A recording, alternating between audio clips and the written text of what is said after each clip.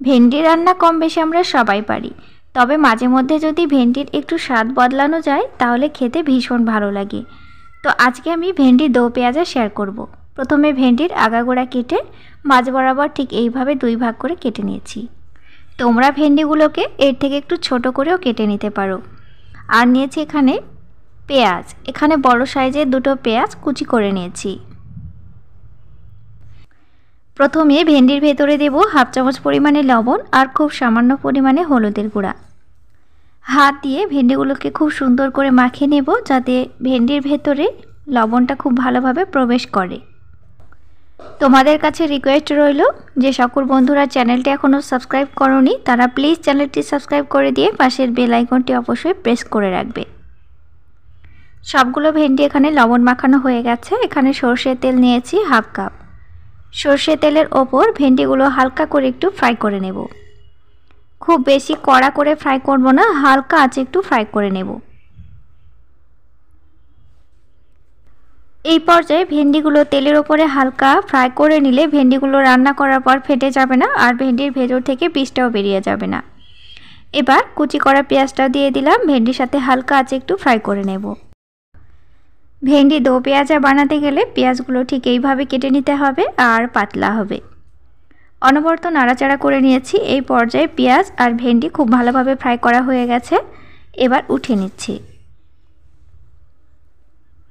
একই কড়াইতে 1 কাপ পরিমাণে সরষের তেল দিলাম, ফোড়নে দিলাম গোটা জিরে আর দিব গোটা কালো জিরে। তেল খুব ভালোভাবে গরম হয়ে গেছে। এবার দিচ্ছি 2 চামচ পেঁয়াজ বাটা। পেঁয়াজ বাটার পরিবর্তে এখানে পেঁয়াজটা কুচি দেওয়া যাবে, তবে খুব ছোট ছোট করে কুচিয়ে নিতে হবে। বাটা বা কুচি দুটো যে কোনো একটা এখানে ব্যবহার করবে। এবার দিচ্ছি হাফ চামচ আদা বাটা আর দিচ্ছি 2টো কাঁচা লঙ্কা।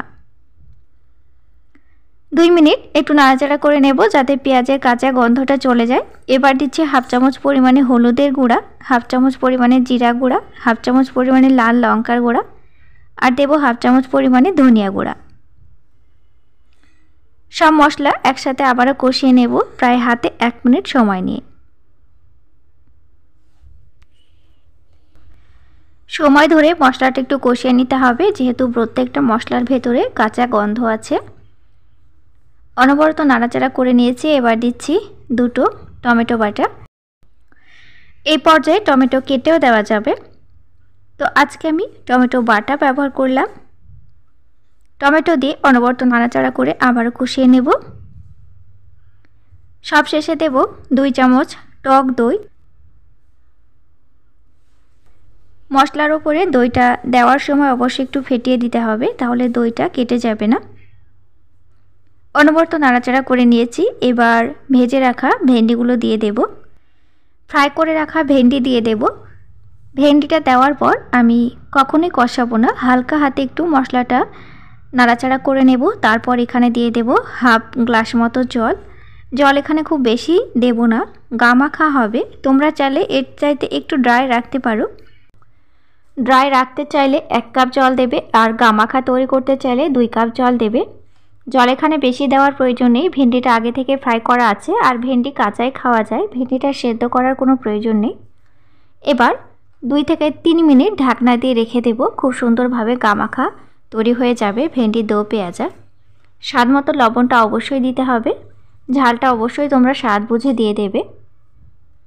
তো ফ্রেন্ডস দেখো, ভেন্ডি দো পেঁয়াজা তৈরি হয়ে গেছে। এটা তোমরা ভাত, রুটি, পরোটা সব কিছুর সাথে খেতে পারো, তবে রুটি আর পরোটার সাথে খেতে বেশি ভালো লাগে। ভালো থেকো, তোমাদের সাথে দেখা হবে নেক্সট ভিডিওতে। Thank you.